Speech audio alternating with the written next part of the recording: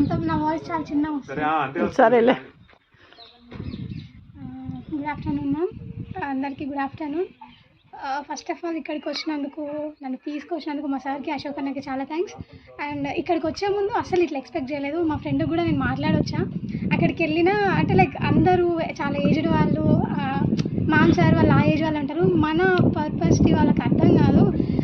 I mean వాళ్ళు చెప్పేది మనం అర్థం చేసుకునే ఏజ్లో మనం లేము. ఐ మీన్ మన ఏజ్లో కూడా సేమ్ వాళ్ళు అలానే ఉండేనేమో. వాళ్ళు చెప్పినా మనం అది రైటే కావచ్చు, కానీ ఇప్పుడు మనం దాన్ని అస్సలు అర్థం చేసుకోము. ఆ ఏజ్లో ఉరకాలి ఆ పేషెన్సీ ఉండదు, తొందర అవ్వాలి అనేది ఒకటి ఉంటుంది. బట్ ఇక్కడికి వచ్చి ఫస్ట్ నేను ఇంప్రెస్ అయింది మీ ఎక్స్పీరియన్స్కి, మీ ఓపికకి. ఇన్ని ఇయర్స్ మీరు ఎట్లా ఓపికగా ఉన్నారు నాకు అర్థం కాలేదు.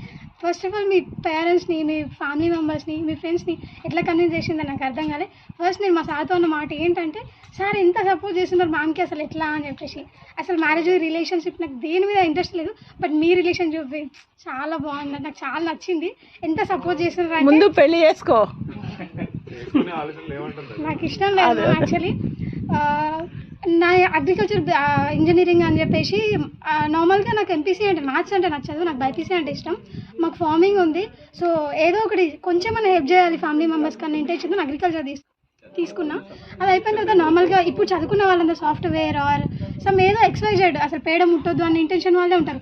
ఇంట్లో ఉంటే కాలుకు మట్టండితే చీ అనే వాళ్ళే చాలా మంది ఉన్నారు, ఈవెన్ మా ఫ్రెండ్స్లో కూడా. బట్ నేను ఫస్ట్ ఆఫ్ ఆల్ కంపెనీకి వచ్చినప్పుడు ల్యాబ్ ముంగరనే కూర్చోవడమేమో, మళ్ళీ అదొక హెడేక్. నాకు కాన్స్టెంట్గా కూర్చొని చేసే పని అయితే అస్సలు నచ్చదు. బట్ నేను సిప్ ఫార్మ్స్లోకి వచ్చిన తర్వాత సంపత్ సార్ అనేది నాకు ఒక వరం మేడం, అది మాత్రం నేను హార్ట్ఫుల్గా చెప్తున్నాను. ఏంటి సీరియస్లీ మీరు ఇక్కడ ఎంత ఇంప్రెస్ అయ్యారో నేను అస్సలు లేపట్లేదు సార్ని, సీరియస్ ఇది.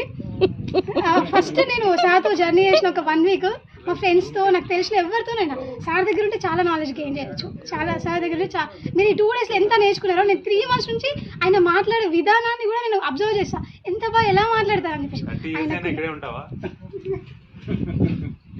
షూర్గా నాకు అవకాశం ఉంటే నేను మీలా మా పేరెంట్స్ని నేను కన్విన్స్ చేయగలిగితే ఇక్కడికి వస్తాను. నేను మా ప్రామిస్ ఏం చేయలేను, బట్ ఇలాంటి ఒక సరౌండింగ్లో బతకాలనుకుంటున్నా. అసలు బతకడం అంటే ఎవరైనా ఏ క్వశ్చన్ అయితే మిమ్మల్ని తక్కువ చేసినట్లు కాదు, ఏదైనా తోటల గురించి, అమౌంట్ గురించి, దేని గురించి చెప్పినా నాకు ఏ క్వశ్చన్ వచ్చినా ఎందుకు అని ఒక క్వశ్చన్ వస్తుంది. అమౌంట్ అంటే ఎందుకు, బతకడానికి ఉంటే చాలు, లగ్జరీ లైఫ్ ఎందుకు అంటే సమ్ ఇప్పుడు తిన్నాం కదా, ఇది తినేదాని మీద కాన్సన్ట్రేట్ చేయి, ఇంకో దానికోసం ఎందుకు అంటే అది ఎందుకు అనేదానికి నాకు దేనికి ఆన్సర్ దొరకదు. ఎందుకు అనేది ఇప్పుడు కూడా ఎందుకు అని వస్తుంది.